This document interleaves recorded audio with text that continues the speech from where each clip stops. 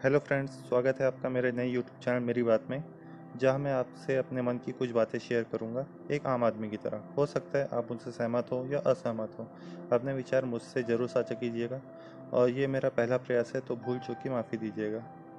तो आज का मेरा टॉपिक है, क्या पॉर्न रेप को बढ़ावा देते हैं। बहुत टाइम से यह बहस चल रही है कि पॉर्न की वजह से यूथ बिगड़ रहा है और रेप केसेस में बढ़ोतरी हो रही है। तो बहुत से लोगों जो पॉर्न बैन के पक्ष में नहीं है वो कहते हैं कि पहले रेप क्या नहीं होते थे।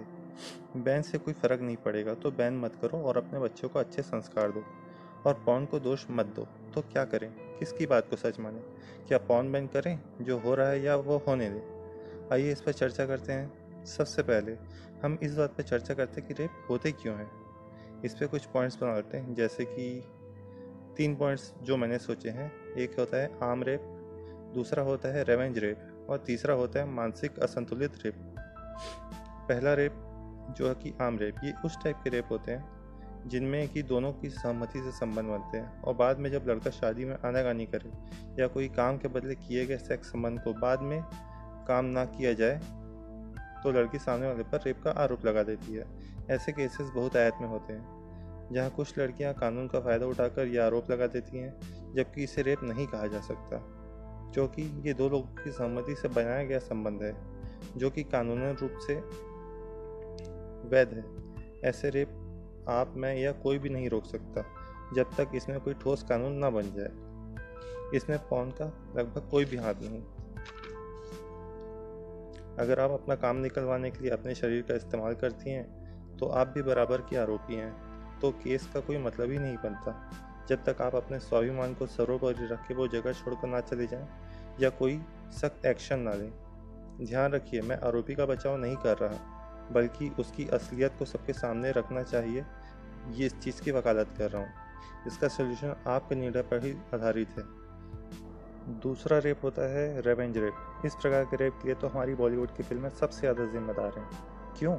क्योंकि उसमें यही दिखाया जाता है कि अगर आपको अपने दुश्मन को ठेस पहुंचाना है, या कोई लड़की जिसको आपने प्रपोज किया उसने आपको रिजेक्ट कर दिया, तो उससे बदला लेना है तो उसका रेप कर दो और इससे उसकी इज्जत लुट जाएगी। देखिए ना, रेप को भी नाम दिया गया है इज्जत लुट जाना। ज़रा सोचिए, लड़कियों के शरीर को इज्जत का नाम देना मतलब कितना बकवास लॉजिक है। इज्जत क्या शरीर से होती है या संस्कार से? और इज्जत उसकी लुटती है जिसने अपराध किया है, ना कि जिसके साथ अपराध हुआ है। तो लड़कियों के शरीर को प्लीज़ इज्जत के साथ ना कंपेयर कीजिए, उसको आपसी दुश्मनी में ना घसीटिए। इसके लिए भी पॉर्न जिम्मेदार नहीं है, इसके लिए हमारा बॉलीवुड और हमारा समाज बराबर का जिम्मेदार है। हमें इसे बदलना होगा, लड़कों और लड़कियों को बराबर ट्रीट करना होगा। यह बदलाव बहुत ज़रूरी है, आपके लिए, हमारे लिए, हमारी माताओं बहनों की इज्जत के लिए। तीसरा रेप, मानसिक असंतुलित रेप। ये रेप पूरी तरीके से पौन जनित है। अब आप कहेंगे कि रेप तो पहले भी होते थे। हाँ सर, होते थे, पर कुछ अपवाद छोड़ दे तो इतने विभत्स और निर्ममता से कभी नहीं होते थे। आज के ज़माने में जब इंटरनेट इतना आम हो चुका है, जिस पॉर्न को देखने के लिए आपको दुनिया भर का तामझाम करना पड़ता था और पकड़े जाने पर तो पुलिस कार्यवाही तक हो जाती थी, वो अब कोने कोने तक पहुंच चुका है। और तो और, होटल के मेन्यू कार्ड से ज़्यादा वैरायटी तो आपको एक पॉर्न साइट दे देती है। ज़रा सोचिए कि इतनी कैटेगरी की माँ बेटे, बाप बेटी और भाई बहन के रिश्तों पर भी आपको पॉर्न और साहित्य आराम से मिल जाते हैं। मिल्फ तो हॉट ट्रेंडिंग है, ज़रा भी शर्म नहीं आती इस वर्ड को यूज़ करते समय। भाभी पॉर्न,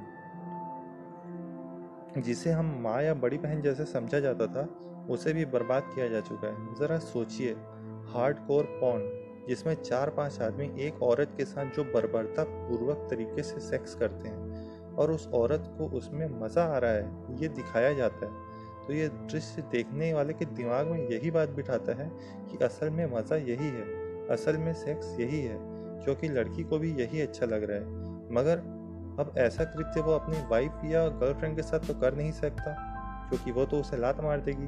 तो वो अपनी मर्दानगी दूसरी कमज़ोर औरतों पर दिखाता है। अब आप कहेंगे कि इसमें पॉर्न का क्या कसूर है, वो तो इंसान ही बुरा है। नहीं मेरे दोस्त, एक फिल्म स्टार के नकली किरदार या जीवन शैली देखकर जैसे आप इन्फ्लुएंस हो जाते हैं, प्रभावित हो जाते हैं उससे, वैसे ही पॉर्न देखकर अनपढ़ या पढ़ा लिखा आदमी भी प्रभावित हो जाता है। ये तो ह्यूमन साइकोलॉजी है। आप खुद से ही सवाल कीजिए कि इतने लोग हैं जो नॉर्मल पॉर्न देखते हैं, कितने हैं? शायद 1% या 2%। ज़्यादातर लोग ऐसा ही ब्रूटल, अनरियलिस्टिक और टैबू पॉर्न देखते हैं जो कि पूरा दिमाग को हिला कर रख देता है।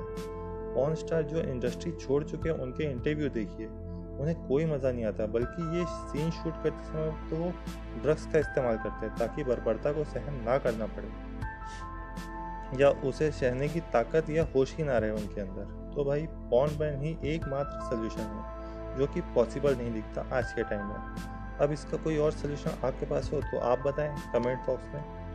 और अगर आपको ये वीडियो पसंद आई तो प्लीज़ इसे शेयर कीजिए, सब्सक्राइब कीजिए, लाइक कीजिए और अपने विचार मुझसे साझा कीजिए।